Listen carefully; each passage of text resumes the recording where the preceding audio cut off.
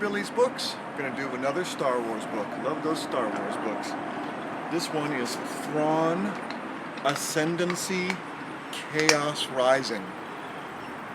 That's a pretty interesting title. It's a subtitle within a subtitle within a subtitle. There's been a lot of Thrawn books that I've reviewed over the years, or months.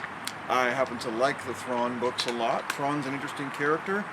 This is actually a prequel, so when it says Ascendancy, Chaos Rising, it's talking about Thrawn when he was still with his home people, the Chiss, back before he joined the Galactic Empire. So this is actually time-wise during the Clone Wars. So it's kind of a prequel about our beloved Thrawn, everybody's favorite blue-skinned detective military guy, and he is both a detective in the Sherlock Holmes sense as well as as being a mastermind tactician. He's Sherlock Holmes also in the sense that he is, he's very clever. As the modern Sherlock Holmes is often portrayed as someone clever but maybe a little socially clueless. And while Thrawn isn't entirely socially clueless on a one-on-one basis, as far as like overarching politics, it's actually his Achilles heel.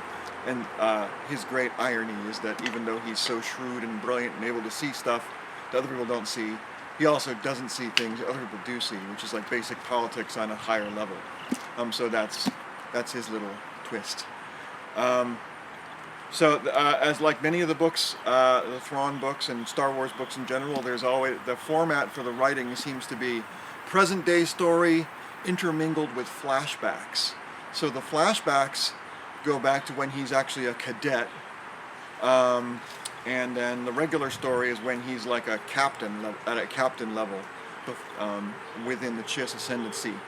Just the basic background of that, the Chiss Ascendancy, they describe it in more detail in this one. It's sort of, they know the Chiss are from beyond the galaxy, so they're in the midst of what's called the chaos. So somewhere beyond the edges of the galaxy, their galaxy, far, far away, not ours.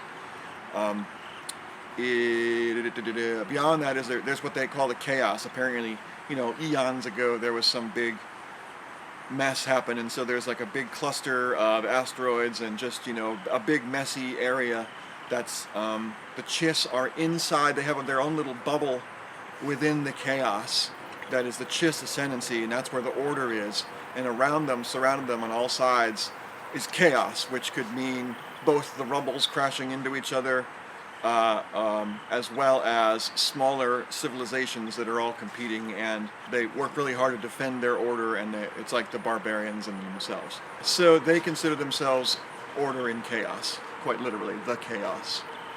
What's interesting is within the Chiss Ascendancy, they can fly around really easily just with regular navigators using hyperjumps. So when they go out into the chaos, they have to use these specially trained girls between the age of 7 and 14.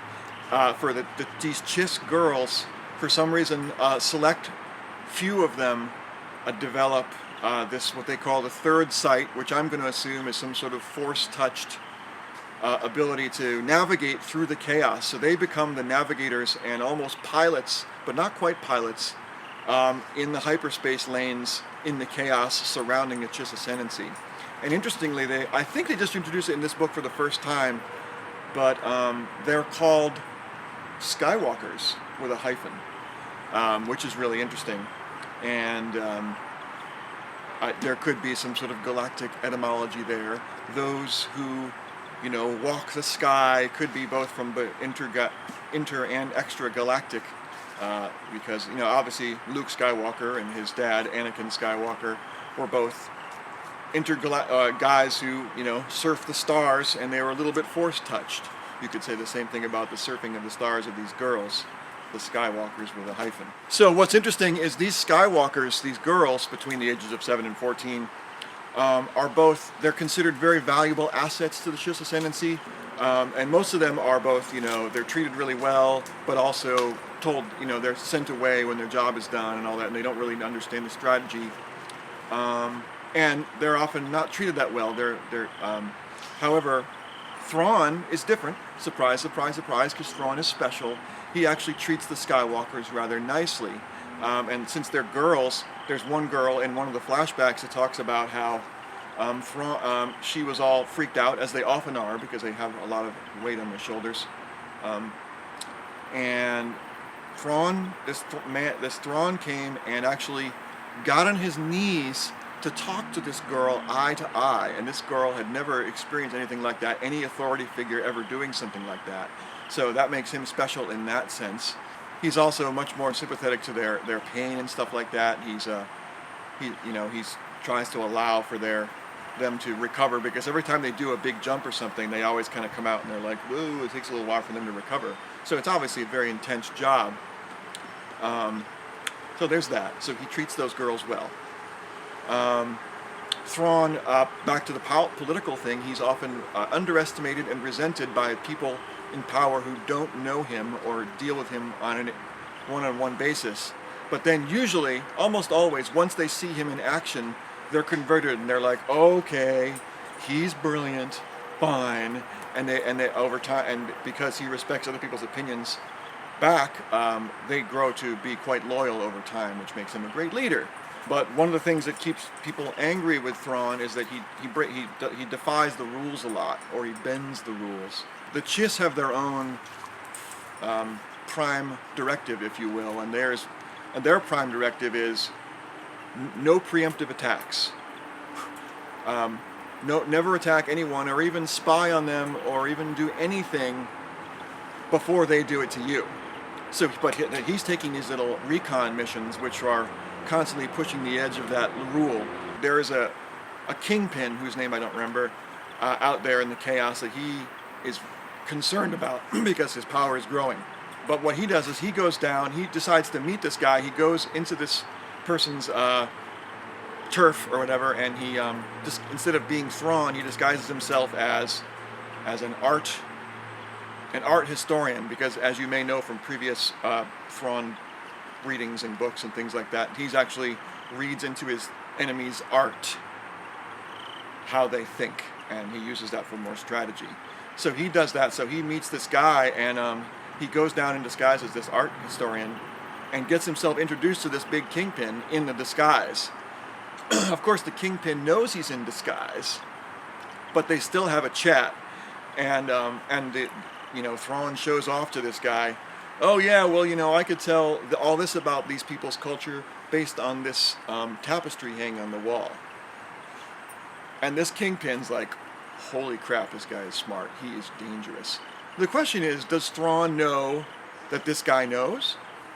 My answer would be, he probably does. Another interesting quote, or another interesting discussion that Thrawn has with one of his other officers is a third officer who's further down. They're complaining about how he's not all that bright or whatever. And one person says, oh, well, he lacks imagination. I'm sorry about that. And Thrawn's response is, all beings have imagination. It's just built into us. The issue is whether they have curiosity. And curiosity is a choice. And they both agree with this new terminology that lowest officer does not have the curiosity, and so he still stinks either way. Semantics, but there you are. Going back to the Skywalker question about these girls, just the question is why, when Star Wars people invented the Thrawn, the Chiss Ascendancy, which is, I assume, led mostly by this writer, because he's been writing all of Thrawn stories and therefore knows the most about Chiss, why he would choose to make these Skywalkers girls, between the age of 7 and 14. That's an interesting choice. What's that about? It's interesting to see how Thrawn treats these girls. As we said before, he's kinder to them and he understands them better. But it's more than that, actually. He's really... It's another example of his leadership skills where, we saw in a previous book that Darth Vader versus the leadership style of Darth Vader versus Thrawn are very different. There was one point where the both of them were on a ship, and Thrawn gave an order, and one of the other officers said, "But what about this?" And Darth Vader says, "Silence, never question your superior officer." And Thrawn goes, "No, it's okay. What was your point?" Da-da-da. And so he does that on all level with people, which helps him gather respect and more information, and also just a general rapport that is healthy. So he treats the Skywalkers well. There's one girl, one of these Skywalkers even, she has nightmares, as they often do. She has a fear. She has these fears of when she's sleeping, she has nightmares about drowning, about falling, and all these terrible things. And he's like, Thrawn is like, generally these nightmares sound like they're just fear of the unknown. Can you swim? She's like, no, well, barely. And can you fly? She's like, I've never flown. And he says, oh, we're going to fix that right now. And he says, move over from navigation over to helm. And the girl sits down at helm, and he says, okay, grab the wheel or the stick or whatever it is. And he teaches this girl how to fly a spaceship. He's like, okay, tip it real gently. And you see the stars slowly move when she moves it, and she slowly learns. And then you see from her perspective later, she's thinking to herself, wow, that was really fun. I really learned a lot. Thrawn must be a really good teacher. Or maybe I'm a good student. So from the end of the story here is that I think that Thrawn would make a great dad. He just seems like a really good guy. I'm going to close it with this. You probably noticed the word Skywalker and me mentioning it a lot.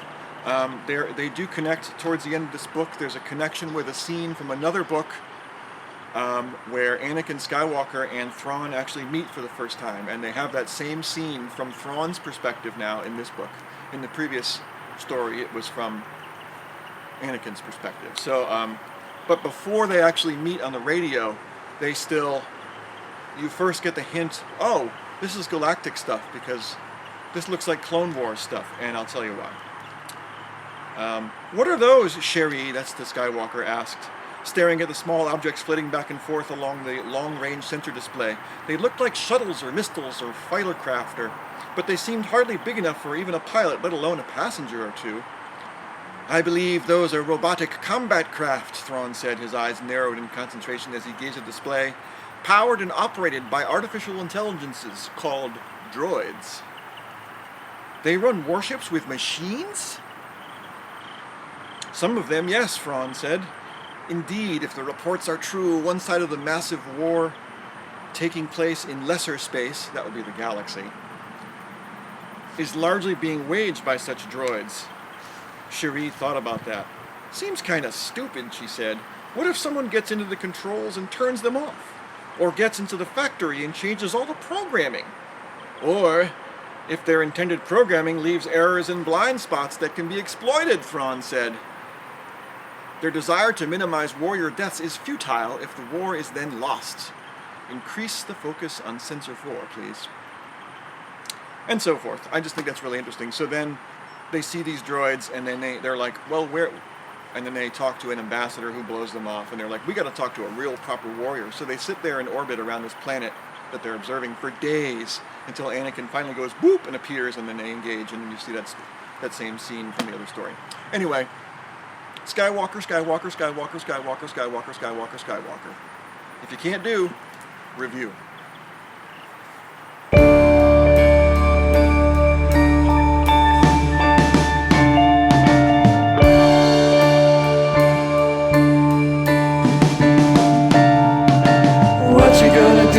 Satellites drop, when the satellites drop, when the satellites